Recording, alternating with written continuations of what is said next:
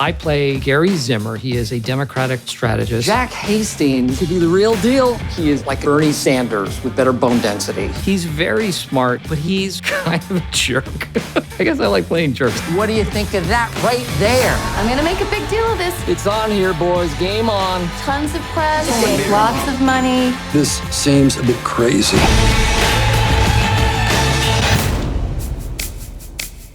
Welcome back to You Know That Scene, an original series celebrating iconic scenes in cinema. The scenes are a jumping off point for a discussion between our esteemed guests, a group of makers, authors, critics, and influencers who all share one thing in common, a love of film. The theme for this week's episode is Irresistible. Written and directed by Jon Stewart, and boy, is he back after all those years on The Daily Show. Now he has directed and written this movie that has so much to say. Steve Carell plays a Democratic strategist who's living in the bubble that is known as Washington, D.C. Just take a Sharpie and write Liberal City douchebag on my forehead, okay? So when he goes to this heartland, Midwestern conservative town, Deerlocken, with the hopes of turning a conservative mayoral candidate, played by Chris Cooper, blue, he has no idea what he's in for. Can we quiet the cows, please? Thank you. And you know that scene when he's at the bar near the beginning of the film and he just thinks like, I'm just gonna kind of like blend in with the locals here. What can I get you? How about a bud and a burger? That sounds good. Thank you so much. Sure thing. Coming up. The whole thing is like he's at a Hofbrauhaus where they serve German beer, and he doesn't know that. He's not as smart as he thinks he is. Exactly.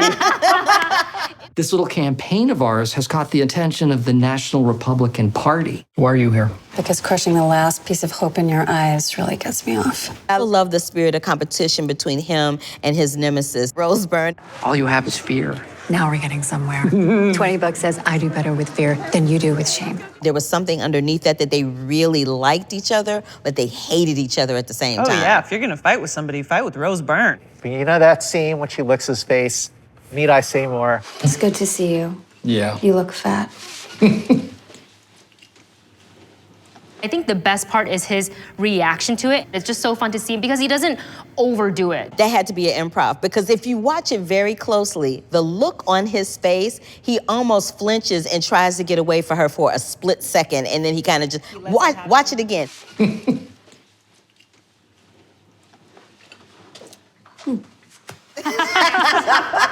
You know that scene where later in the movie, Rose Byrne kind of pulls this crazy move and says that she's from Deerlocken.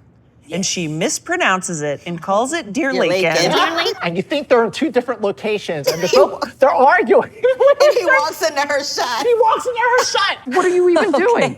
Well, that's always a great and spirited discussion. It was really interesting to see this really balanced movie where everybody is an idiot. Especially Steve Carell. You just told America that you're from Deerlaken? It's not even how you pronounce it. You know, with Steve Carell going into this wanting to win, I don't think he expected to connect with the people there, but it happened. Absolutely. You know that scene where he explains to them, you know, okay, all kidding aside, seriously, it's all about their votes plus one. Is this politics? It's not politics anymore, Diana. It's math. He doesn't do it in a way that makes you dislike his character.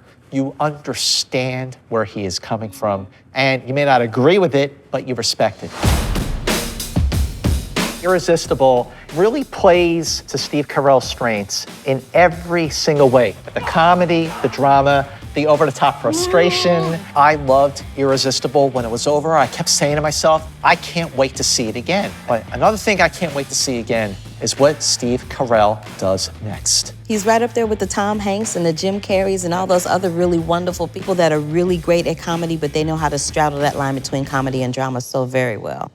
Thanks everyone for watching today. We got more episodes coming your way that we can't wait to share with you. So please like our page and hit our subscribe button, and we'll see you next time on You Know That Scene.